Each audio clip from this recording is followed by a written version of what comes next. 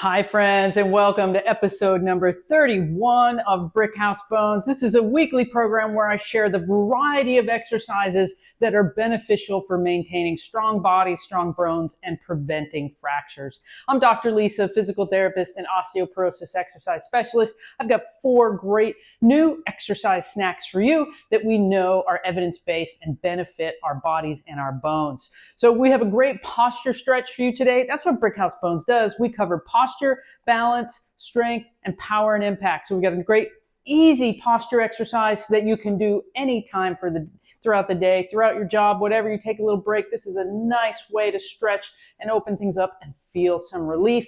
I also have a wonderful reaching dynamic balance exercise that we all should be able to do successfully to do our normal daily activities.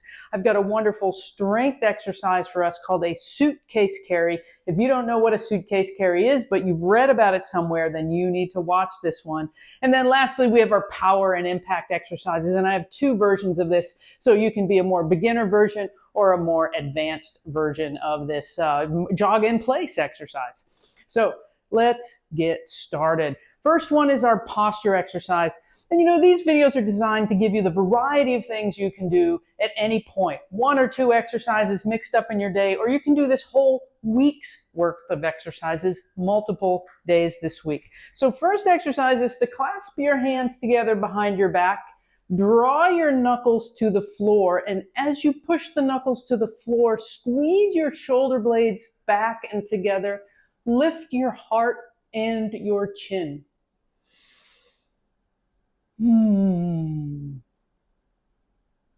So you may feel a big stretch through the neck, through the chest, through the shoulders. You may feel a lot of tightness there. So we're trying to pull the shoulders down and away while we lift our heart, squeeze those shoulder blades back and together, and lift the head and chin. I don't want any pain or pinching in the back of the neck, but to just hold this position for 2 or 3 breaths. It puts us out of our typical rounded forward position. So it gives us an opportunity to open that up. And often, if you have a sore neck, this can be really relieving. It can give you some more space in that neck. This one really worked well for me when I had a stiff neck for a long time. So this gave me great relief. This and upward facing dog, it felt excellent to relieve my neck stiffness. All right, next exercise we're going to, so that was our posture exercise. Now we're going to our dynamic balance exercise, and that's going to be a stepping reach, and we're going to step and reach on the same side of the body. Now this is something we do all the time when we're putting things away, but we don't often have the stability that we need to be able to do it. So step and reach and come back. Feet come together, step and reach. If you can bring that back foot off, even better. If you need a little support to hang on to do that because you feel like you're going to lose your balance, then use support to start with and see if you can do 1 or 2 reps without that support. I would like you to do 10 on each side. Step and reach and come back. Hey Lisa, can you do step and reach on the opposite side? Absolutely. There's nothing wrong with doing that also. That's another variation to step with the left leg and reach with the right arm, and that will change the balance too. But for today's purposes, we were doing the same side version.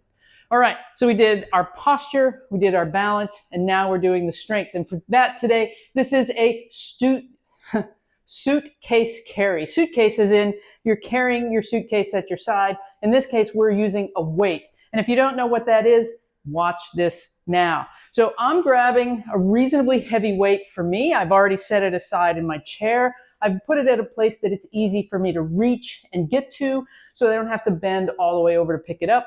If you've got great range of motion and you can bend safely and pick up your weight, then great. And we'll pick up the weight, hold it at our side like we're holding a suitcase at our side. And then we need to check our posture. We need to check our position. So we still want to make sure those shoulders are rolled back. We want to make sure that we're up nice and tall, that we're not letting the weight begin to pull us off center. And then we want to maintain that position, that tall position, that good posture position while we slowly walk. And so a lot of people do this in the gym. You may see them doing this as a suitcase carry with weight in one hand, or as a farmer's carry with weight in both hands. And this is a great way to work core strength. It's also a wonderful way to work balance.